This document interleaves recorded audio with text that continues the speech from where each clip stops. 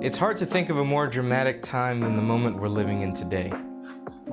But how the hell did we get here, right? That's the question we have every single time we look at the news, when we look at what's on our social media feeds. We're like, what did we do to get to this moment in history? Deportations at an all-time high, schools getting infiltrated by ICE, and tariffs being imposed on countries that are not willing to accept deported immigrants. How did we get here? Well, this isn't the first time we've had some sort of repatriation act, right? A repatriation simply means to send someone back to the country that they came from, right? In 1929, there was a huge effort by Herbert Hoover to deport all Mexicans, whether they were legal or not legal, back to Mexico, as they were being partially blamed for the Great Depression that was happening. They were to blame. It was immigrants taking American jobs. Sounds familiar. And it's been repeated throughout history. This is not the first time that immigrants, and Latinos specifically, have faced this kind of turning point in history. But is it really immigrants that are the problem? Or what's the real problem affecting our economy? What's really taking money from your paycheck, right? Well, let's talk about a few things, right? Immigrants actually contribute to Social Security and welfare programs. They do not take from them. They're unable to because they don't have a Social Security number, which would allow you to benefit from any social program that exists currently, right?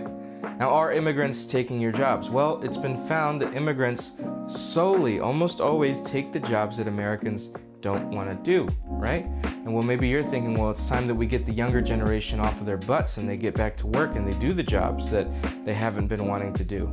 But the thing is that there are a lot of things that we've been benefiting from price-wise, economy-wise, by having these immigrants here. Now, I'm not saying that we should ever embrace anything because it gives us a pay cut. What I am saying, however, that the more people we have in this country, the more we have money being going from one source to another source, that benefits us all, right? So why do we always come back to this?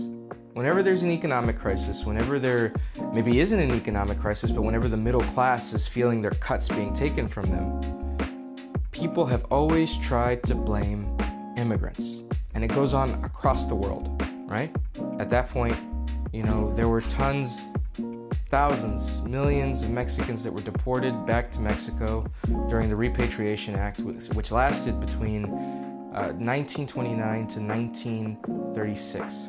And that time, Herbert Hoover didn't want to recognize the real issue that was happening, which was that banks and the industrial complex at that time was unregulated. There was nothing stopping people from abusing the bank system, from abusing the way that the industry and monopolies worked at that time.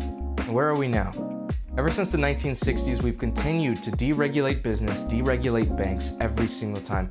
Even in 2008, when we had the full recession, right? When the housing bubble popped and everything like that, instead of embracing that and taking that as a moment to prove that deregulation of these industries does not work, Obama himself had people in the room from these banks, these major billionaires were in the room coming up with the bill that was going to fix this problem.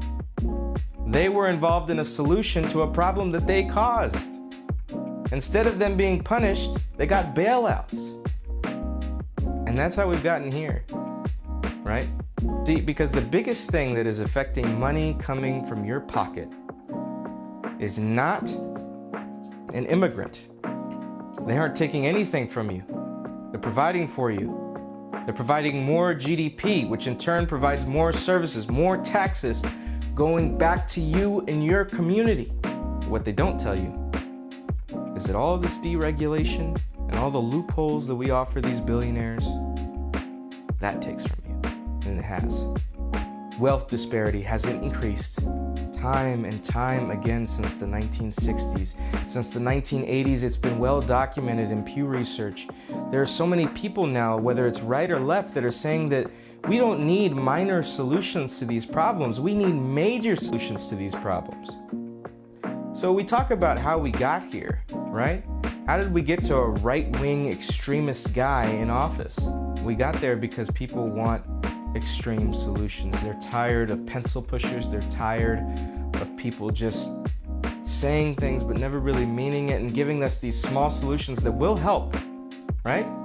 Over time, but they're operating in a same system that has not been supporting us in so long.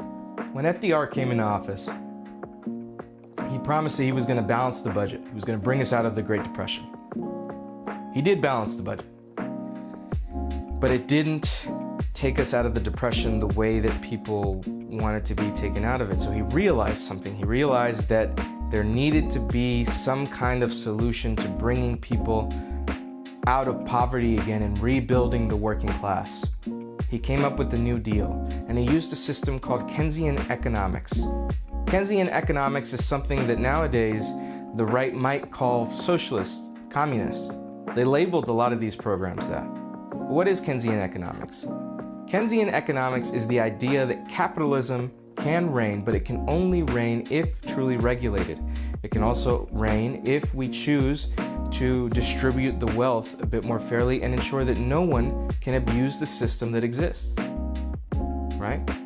Wealth disparity has increased since the 1960s because since the 1960s, people have rolled back the progress that FDR made during this time with his first New Deal and the second New Deal, right?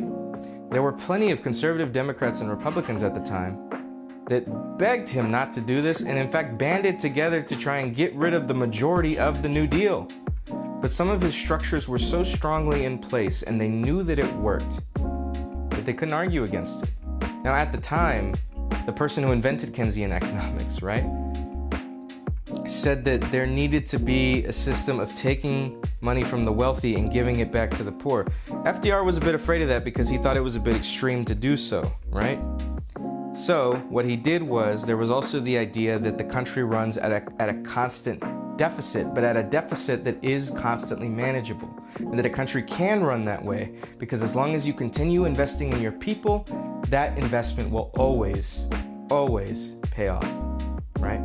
Nowadays, we have the option to take our money back. The thing that they don't tell you, right, when they want all this stuff not controlled by the government, but the thing is that when you have something that is controlled by the government, when you have a government program, your taxes goes back to you. It is an investment in you, your family, your prosperity, your legacy. But when you privatize something, it's gone. It's given to one person, it's given to two people, it's given to CEOs, shareholders, the stockholders on Wall Street. That's who it's given to. They privatized oil. They privatized their healthcare system. They privatized everything, hospitals. And what does that cause? We're paying taxes and we don't know where it's going because we're not seeing the investment anymore. Most of it goes to our defense contracting. We spend 6 times more than every country combined. We're at the top of the list and nobody even understands, like, fundamentally how crazy it is, right? The Pentagon never passes an audit when they're checked on how they're spending their finances. And we constantly remain okay with it because we have politicians that say, well, you can't cut defense spending, it's gonna look really bad. Now, why would conservatives be okay with us spending so much money on defense, but nothing else? Well, the lobbyists who control our Congress, the lobbyists who have been controlling our elections and everything like that, they know full well that there is so much money to be made when there are only about 1, 2, 3 companies that handle our defense projects. If we had privatized these defense companies, right, it had our own US government research being done on it, and we were supplying our own weapons to ourselves, we wouldn't need these companies. They inflate the price, and they inflate it because they know that they can get it back from the government, because we've given them basically an unlimited check to spend however they want. And the military is left at the end of the year with having to buy ridiculous things, frivolous things, because they don't know what to spend all the extra money they have on them. So what can we do now? It's time to fight for people who are done being pencil pushers. For a long time, this government got by with just that. But I argue that it's time for us to move forward into a new era of people who actually want to create viable change by increasing taxes on the wealthy and giving it back to the poor. The last thing I want to talk about, right, is that when we talk about taxes on the wealthy, there's always some YouTuber who will break down exactly how if you're paid $40 million, if you win $900 million in the lottery, how much of it will go to taxes? If you're a football player in the NFL, how much do they take out for taxes? There's a lot of breakdowns on this stuff. But here's the thing they don't tell you. The rich who are earning so much, billions of dollars of your money, taking it from your pockets, your families, they have loopholes that have never been offered to us. They have cheated the system. And every single time that we elect conservatives and lazy Democrats, we poke more holes in that system and allow for more money to be taken from us. The more tax cuts that they get, the more tax increases we have to pay for. If you're tired of toll roads, if you're tired of struggling with insurance companies, if you're tired of struggling because of the everyday billionaire, it's time to stop electing pencil pushers.